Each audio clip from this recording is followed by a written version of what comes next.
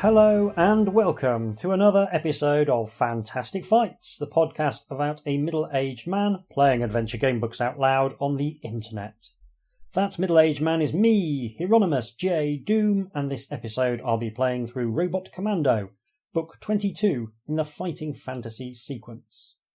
Apologies if the sound is a little bit odd this episode. I am, for health-related reasons, podcasting from my bed with a cat asleep on my legs, so these are far from ideal recording conditions, but we will make the best of it. A quick status update before we get into the meat of things. I am now a full-time student and have gone from having all the free time in the world to having almost no free time. The podcast shouldn't suffer too much, but it does mean that I'm needing to dig a bit deeper to find time for everything else in my life. I am still working on my simple RPG called Saturday Morning Superstars. The rules are basically finished now. It's just a question of adding some additional material for GMs and trying to make it look a bit nicer than just a Word document. It's a very simple game designed to simulate Saturday morning cartoons like He-Man and Teenage Mutant Hero Turtles. I think it's great, and it'll be going out to patrons the very moment I've got something that I'm happy to show you all. Probably won't be the end of February, but it should be before the end of March. And I've got another 2 projects lined up to follow that. One is a great little play-by-mail horror game. One is a post-apocalyptic RPG designed either for one-on-one or solo play. Everyone who signs up to support this podcast at patreon.com/HJDoom will get everything game related I ever produce as a thank you for their support. Now on with the show. I said on a previous episode that Robot Commando had a great elevator pitch. What would you do if you were a rancher on a distant planet using robots to herd vicious dinosaurs? That, combined with the cover art by David Martin, depicting a robot locked in combat with a Tyrannosaurus Rex, makes this one of the most appealing looking science fiction books in the whole run. It was written by the other Steve Jackson, the one from the States who wrote Munchkin, and marks his last writing credit in the Fighting Fantasy series, following Scorpion Swamp, which I quite liked, and Demons of the Deep, which I thought was great. I'm very excited to get into this one. I've done the bare minimum of research so that I'm coming to it hopefully as fresh as I can, and I'm raring to go. Let's take a look at the rules. Your character in Robot Commando has the usual skill, stamina and luck, and the rules for fighting are the same classic rules we've all seen in many books. You start with a sword and 5 med packs. So boo to not having provisions, but hooray for not trying to do shooting combat rules on top of the usual 2d6 and add your skill score hand-to-hand rules. The new rules, because of course there have to be new rules, or are you even a proper fighting fantasy designer? These new rules cover fighting with robots, so I'm not going to complain. I love fighting with robots.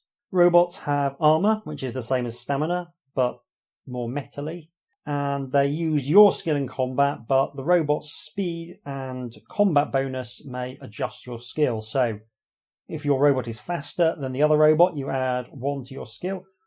And the robot's combat bonus is a positive or negative modifier to all combat rolls. So some robots are good at fighting, some robots are bad at fighting, and they can also have special skills. Other than that, fighting with robots is exactly the same as fighting with big meaty fists. Now this is exactly the sort of extra rules I like. They model something I'm interested in, robot fights, and they work in a way that's simple and makes intuitive sense. You don't have to second guess the rules at all. Can't see any problems, and I can't stress enough how much the absence of shooting rules makes me happy. The fighting fantasy system might be basic, but it makes hand-to-hand quite tense, and I don't think it's ever been able to model gunplay in a way that feels dynamic and exciting. With the rules sorted out, I have generated my character, Scargill O'Blaster, who has a skill of 10, a stamina of 21, and a luck of 10. And those were not 100% honestly rolled. As always, I tried to roll a slightly better than average character. So I guess you could say this Scargill O'Blaster is at the low end of better than average. Right, with all that out of the way, let's dive into Robot Commando. I cannot wait to find out what this is like. You are a rancher in the land of Thalos. Your people and your enemies, the savage Carrossians, have built huge robots for many purposes. With a skilled operator at the controls, a robot can replace 100 men to mine ore, erect buildings, move cargo, or just about anything else. The robots are also your best defense against the vicious dinosaurs of Thalos. Many years ago, the lizards caused much destruction, but now mankind has learned to tame the beasts, and many of the folk of Thalos, like you, are dinosaur ranchers. The ranchers use Mark 5A utility robots known as cowboys to herd the dinosaurs. There's an exclamation mark on the end of that statement just to let you know that the author is aware quite how ridiculous this is. But wild dinosaurs are still dangerous, and all robots have guns to defend themselves. Early one morning, you are just finishing your breakfast when one of your assistants staggers into the kitchen. "So sleepy," he says. And he sits down at the table, pillows his head on his arms, and goes to sleep. You shake him, but you cannot rouse him. Alarmed, you go for help, but everyone else you see is asleep. You rush inside and switch on a radio, but you can get only scraps of messages. "Everybody asleep. Carrossian attack. Can't stay awake." Soon there is nothing to be heard. Sorry, I just made myself actually yawn by just pretending to be a person who is sleepy. I've actually made myself feel quite sleepy. You go outside again and pour cold water on several of your friends, but they just snore and mutter. Then you hear a rumble overhead, like thunder out of a clear sky. You look up. Streaking overhead is the unmistakable shape of a Carrossian robot. You realise what must have happened. Somehow, the Carrossians have managed to put everyone in Thalos to sleep. Everyone but you. For some reason, you are immune. Over the next few hours, you listen to the enemy communications and piece together the story. In the past, the Carrossians had steered clear of Thalos, with its brave warriors and many robots. Your land was too tough to attack, but Minos, their leader, hit on a clever plan. His spies spread capsules of a virulent sleeping sickness, and before long, all Thalos was asleep. Very profligate with the exclamation marks, this book. And as we all know, the more you use, the less impact they have. Soon you hear a broadcast from Minos himself talking to his invading troops. An elite force of 1,000 warriors with hundreds of robots has invaded Thalos.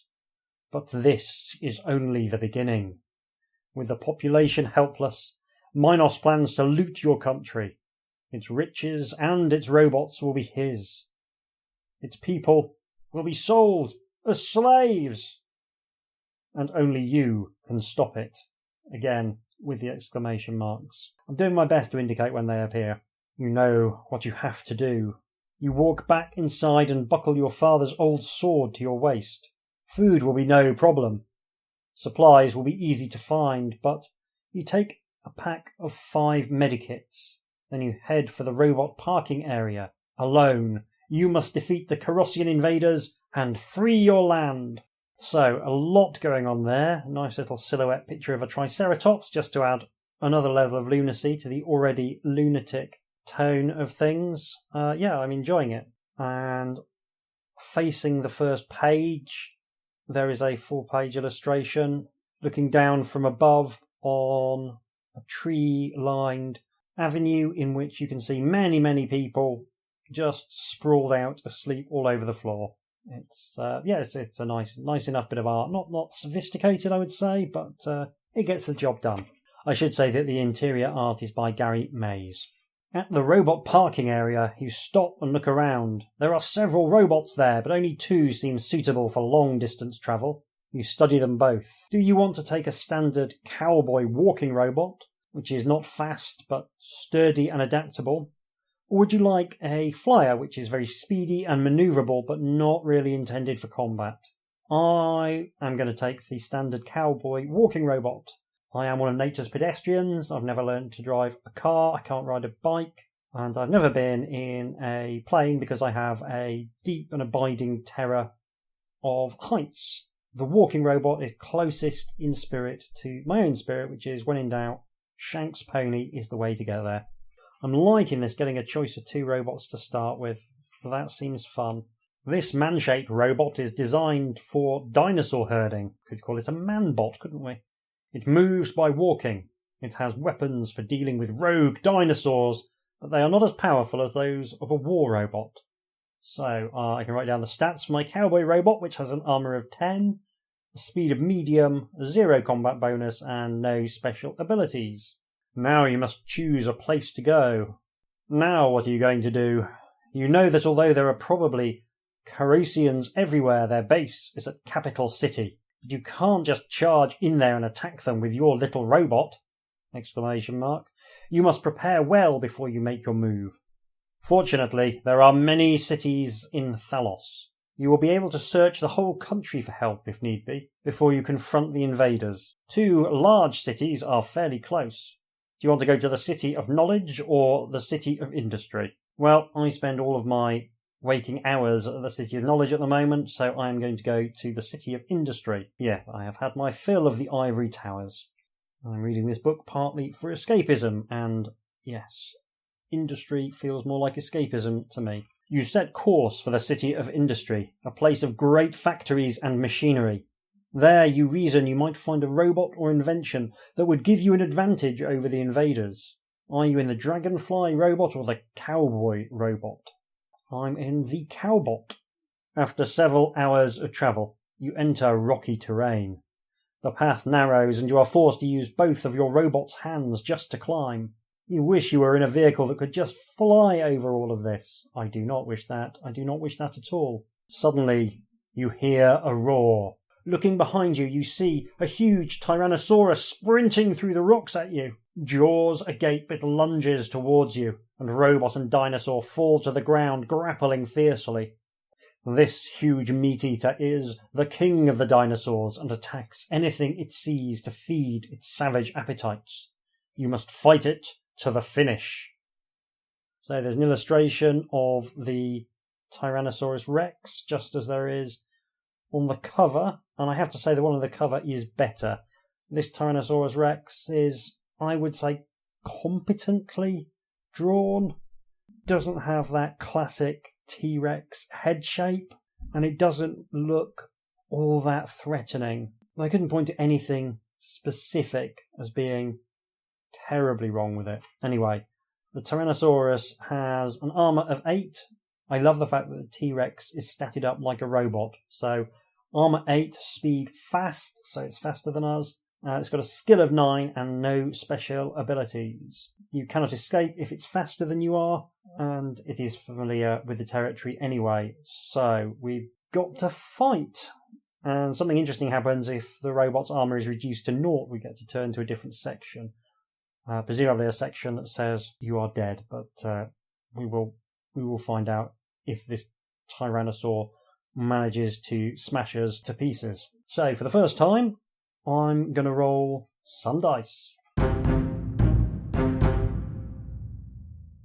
I have defeated the Tyrannosaurus Rex. It reduced my robot from armour 10 to armour 4. As is so often the way, it was going fine and it got down to 2 armour points left and suddenly just hit me like 3 times in a row. Disappointing, but we do live to robot fight another day, and we move on. Your robot is scratched and dented, but you have won. Lose 1 stamina point for the bruises you took when the monster knocked your robot over. You continue on your way towards the City of Industry. So, my stamina now reduced to 20. You are in the City of Industry. Normally, it is busy and bustling, but now you see no sign of life anywhere. Everyone is asleep. Everyone but you. Where will you go in your quest for useful artifacts? The fuel refining plant? The robot experimental centre? The tunnels underneath the city? Or would you rather explore at random, or even leave? Well, I came to this book to do big robot fights, so the robot experimental centre is jumping out at me. That's where we will go. This is the Robot Experimental Centre. If you've been here before, you have to turn to another paragraph.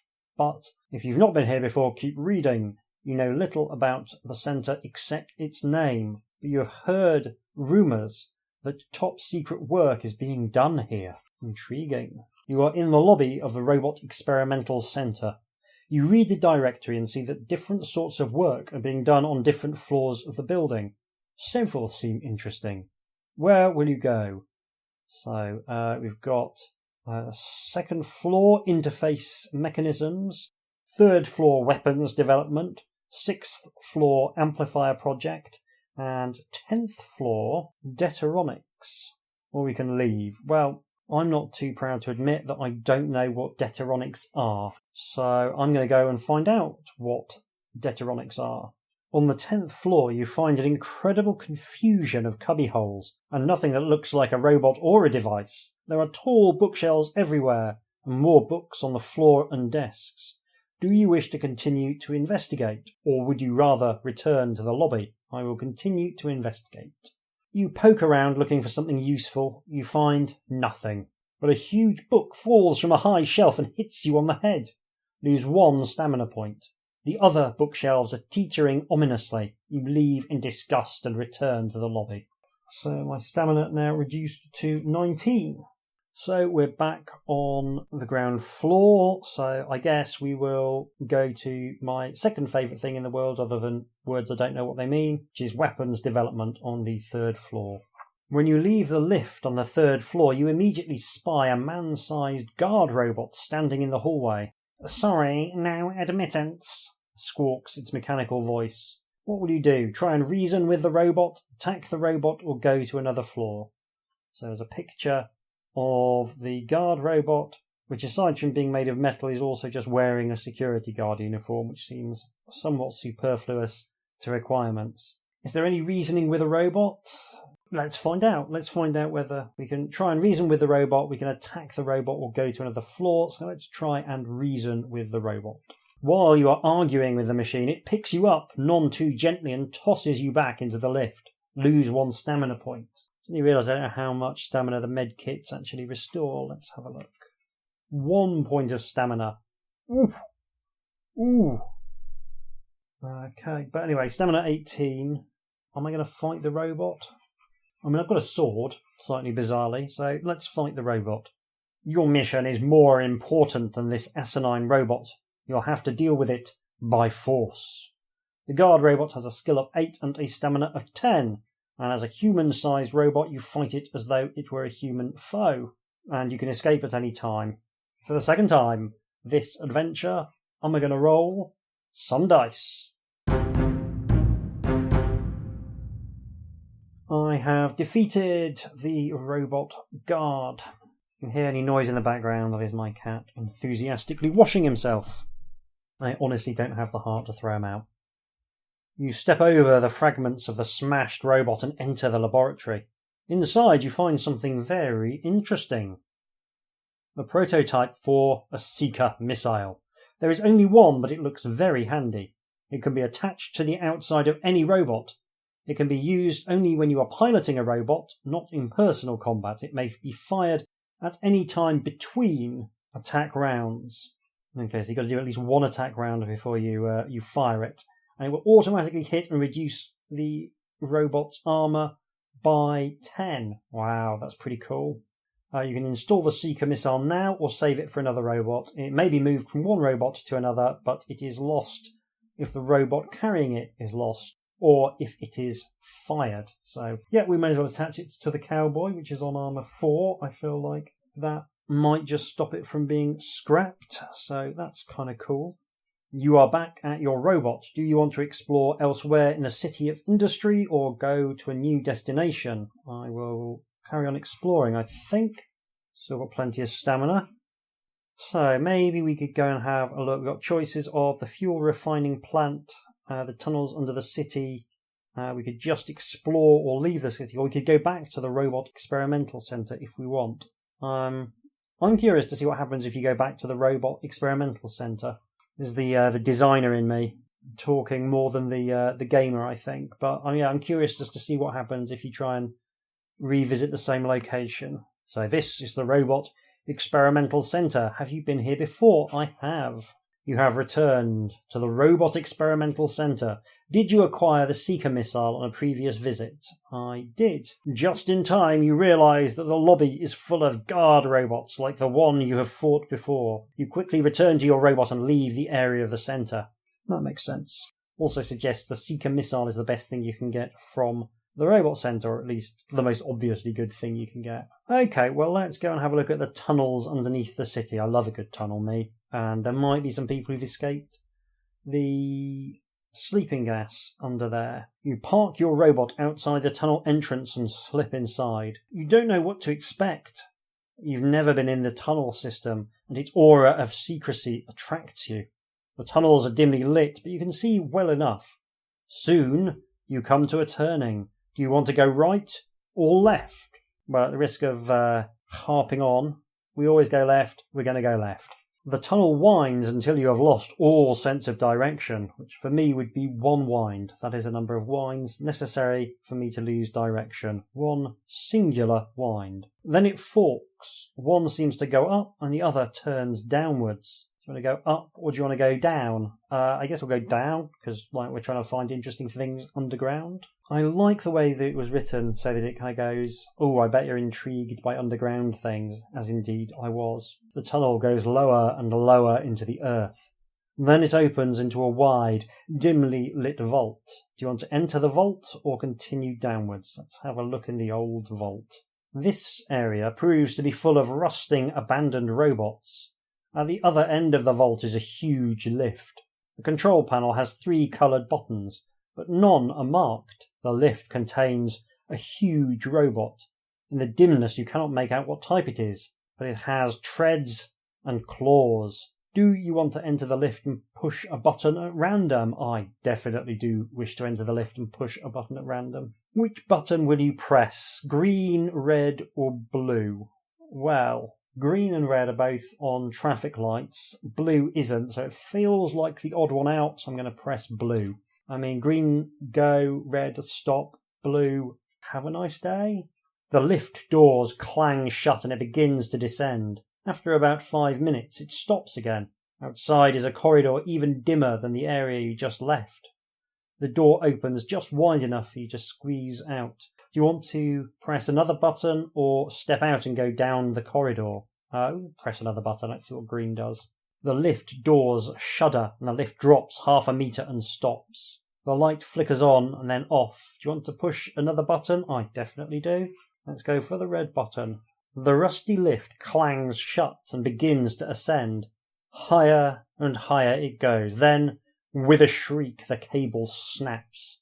The lift descends again, much faster, when it stops, kilometres below the surface. Your adventure is over. Well, is it though? Do we want a sausagey finger bookmark? I think we do. I've been running the recording for about a little over half an hour. I think I knew one of those was going to kill me, so let's go back to when we pressed the blue button, the weirdly wobbly rewind time. So the lift doors clang shut and begins to descend. After about 5 minutes, it stops again. Outside is a corridor even dimmer than the area you just left. So we have to step out and go down the corridor.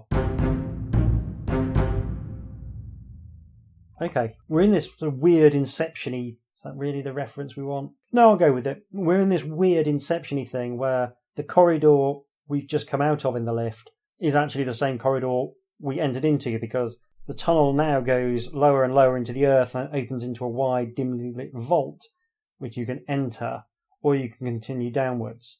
And I entered the vault, and it leads literally to the room with the lift and the robot that I just left. So I can go round and round in this kind of infinite recursion loop if I want, which is confusing but kind of interesting.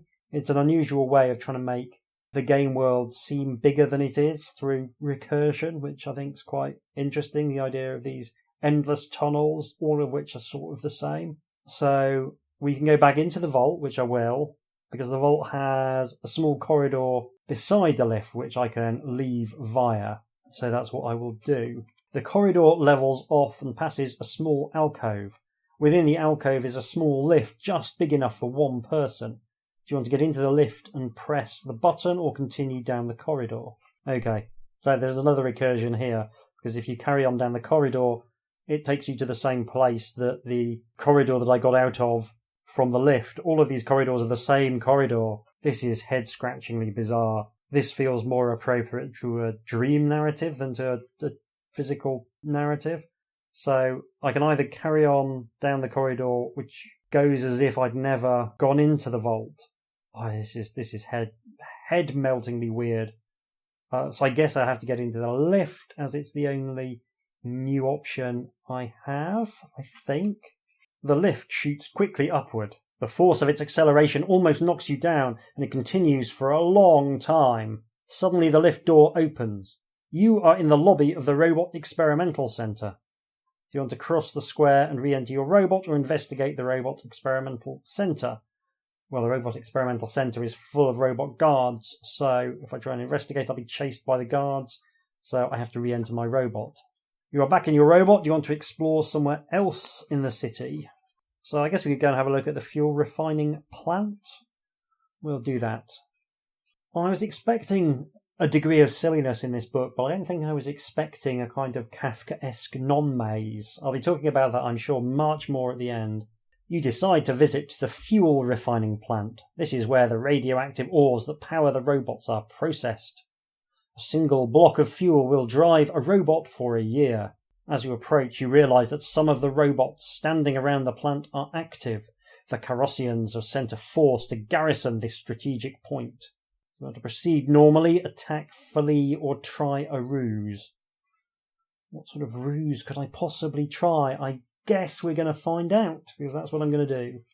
If you've already been challenged by Carrossian soldiers using a number as a password, you can remember that number, and you can turn to that reference. Otherwise, we go to a different reference. Over the radio comes a challenge. 88! If you know the countersign that is required for that password, turn to the number of the countersign. If you do not, and I do not, turn to the next paragraph. The Carrossians fire on you. Lose 1 armour point and fight. So, Calbot now down to 3 armour. You must fight the enemy robots. There are 2 of them, both tripod robots. These speedy machines walk about on 3 legs. They have metal tentacles that can carry guns or other devices. You recognise them as handling machines belonging to the fuel plant. The Carrossians have taken them over as guard robots. You must fight them both at once. Okay, so it's the standard multiple competence rules where I choose who I attack, then I roll everyone's attack strength, and I can only hurt the one that I've chosen to attack. I have to decide before I roll. Reading that was entirely academic, because the first tripod has got armour 7, it's fast, and a skill of 8, and the second tripod has got armour 7, it's fast, and it has a skill of 10. I've got to beat that one 4 times unless I use luck, which I guess I will. So I've got to beat the second robot 3 times with a luck roll in a row without suffering any damage from the first robot. So in the expectation that I'm going to get smashed into tiny, tiny robot pieces, I'm going to roll some dice. I lasted 2 attack rounds for the pair of robots smashed me to pieces. I should say there is a very nice illustration of the 2 robots. I've been a bit equivocal, I would say, about the quality of Mr. May's artwork, but the tripods look great, and they'll be very familiar, I think, to listeners of a certain age, either from, I guess, the Tripods TV show or the books that were written, or indeed from the H.G. Wells novel that's got tripods. These robots look like they've got a bit of both, but I have been defeated, so I must find out what happens. The robot falls and you lie stunned in the wreckage. The tentacles of a tripod pull you out.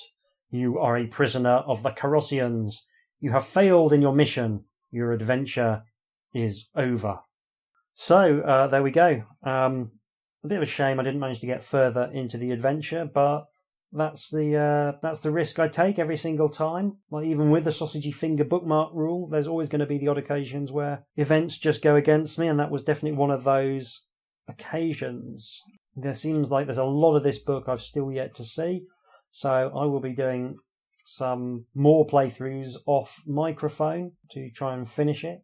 And once I've done that, I will be back for you in just a couple of seconds with some closing remarks. Tatty bye. Robot Commando then. It's a week later in my time, and I've had a chance to play through several times, and my verdict, it's very, very good. It's verging on great. If it falls a little bit short of great, it's largely down to the writing style. Adventure game books are both game and book. They exist in this wonderful grey area between the two, where the elements can either work in harmony or they can work against each other. Too much book and you end up feeling like you're not sufficiently involved in making decisions, and that was a problem the official Dungeons & Dragons game book we covered somewhere back in 2021. It was much more interested in telling you things that happened to you than letting you choose the things that happened to you. It was telling you a story and occasionally inviting you to contribute. You could change the ending, but not in a way that felt satisfying because the gap between choice and consequence was just too great. Robot Commando falls on the other side of the fence. The gaming ideas are very prominent, which leads you to feel less involved in the story. You become more aware that you are playing a game, and that makes the narrative feel less compelling. It's partly a design decision. It's a consequence of how Steve Jackson, USA, has chosen to construct the book, but it's also a consequence of the prose being a bit flat and emotionless at times. It's quite a slender book compared to some in the series, even though it's full 400 paragraphs, and I think it could have used a few more words to help immerse you in this wonderfully exuberant world that Steve Jackson USA has created. That is pretty much my only substantial criticism, but it threads through the praise I'm about to heap on the book, and it qualifies that praise slightly, so I wanted to get that out of the way to begin with, before moving on to some of the things that really worked. The concept is probably the best science fiction concept so far. Giant robots, actually mechs if you want to get technical, and dinosaurs, that is a marriage made in heaven. I love me some media about robots fighting. Big, lumbering robots for preference, but I do also think Neon Genesis Evangelion is some of the greatest TV ever made. I love Pacific Rim, I love Robot Jocks, Real Steel, all that kind of stuff. I played Mech Warrior 2 to death back in the day, just because it was so exciting to be in the cockpit of a giant mech. I think big robots fighting is one of life's great pleasures, alongside toast with Marmite, snooker, and writers who are safely dead and who can't disappoint you anymore. So it was a source of great joy to me to discover that Steve Jackson USA has managed to implement robot fights in a way that feels different to the usual hand-to-hand rules, but still easily recognisable as the same system. Giving each robot a different armour, speed and combat modifier already creates a whole bunch of possible mechs, but when you add in special rules which give the player access to the kind of combat tricks previously largely the preserve of monsters, you get something really special. And at the same time, basing the fights off your character's skill means that you still have that link to the character which persists. Yet at the same time, it makes it clear that the robot is not your character. It's not a second character, it's a thing that your character uses. It's simple, it's elegant, but the ramifications are enormous. Take armour, for example. That's the only one I'm really going to discuss in detail. Armour is finite. It's usually a lot lower than your character's starting stamina. It's hard to repair. You have to find places where you can repair it in the adventure. Some robots are very strong but have very little armour, meaning that you might only be able to use them in a few fights.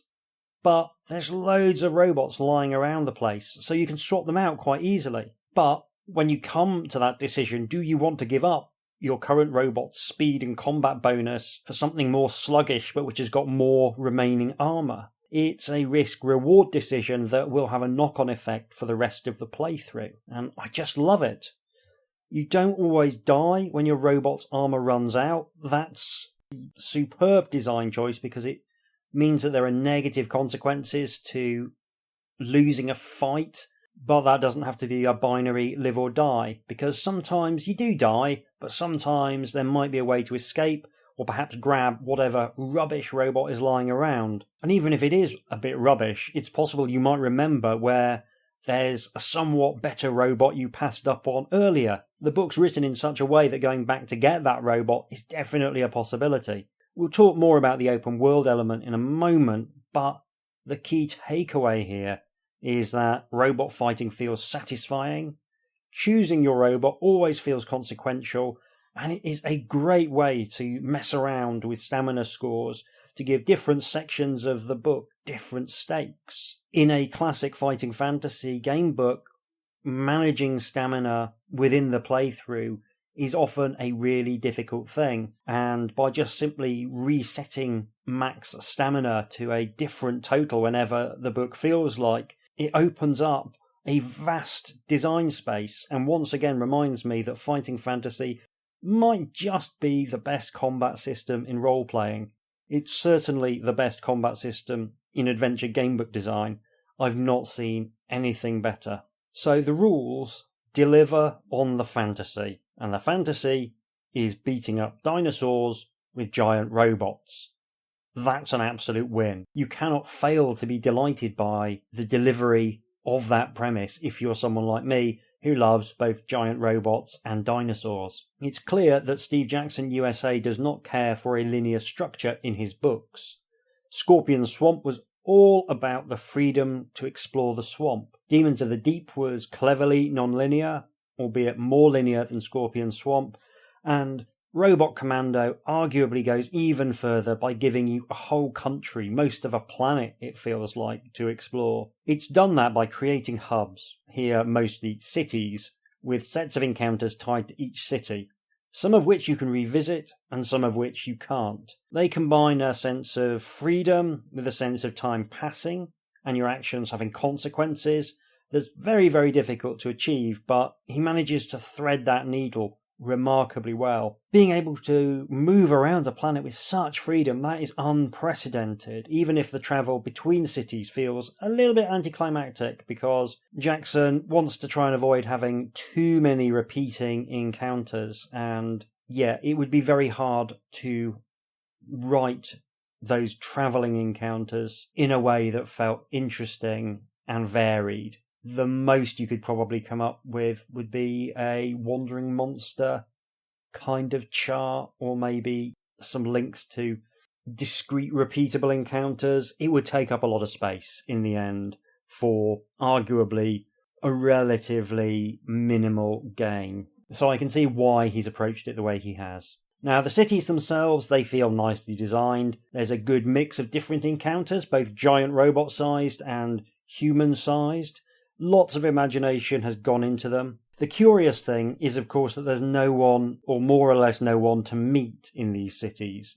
The silly plot point about the sleeping gas serves an incredibly important purpose, because if there's one thing that game books handle extremely badly, it's meeting people twice. Human, or recognisably humanoid NPCs are one of the hardest things to handle in a game book, and Jackson simply sidesteps the issue with his sleeping gas, giving us this odd experience whereby there are huge cities, but they're functionally empty, except for robots who can be relied upon to behave exactly the same way every time they meet the same person, because robots gonna robot. Now, it's not that you can't write bustling cities in a game book. Appointment with Fear does a really, really good job of this, as famously does City of Thieves. It's more that they interact weirdly with repeating encounters. You can theoretically write around it, but readers, being people, are much quicker to notice things being weird about sentient people than they are about grizzly bears, robots, and little green unfathomable aliens. You can certainly argue that Jackson's solution is less than elegant, and that's fair, but it gets the job done, and it does avoid those strange situations caused by being able to visit the same place many different times. On a personal level, I think most cities would be enormously improved by everyone in them being asleep, but that's part of my unique intellectual architecture. So while it feels odd as a narrative, there is something very nice about being able to go back to a city when a clue from another city suddenly makes sense of an encounter you had earlier.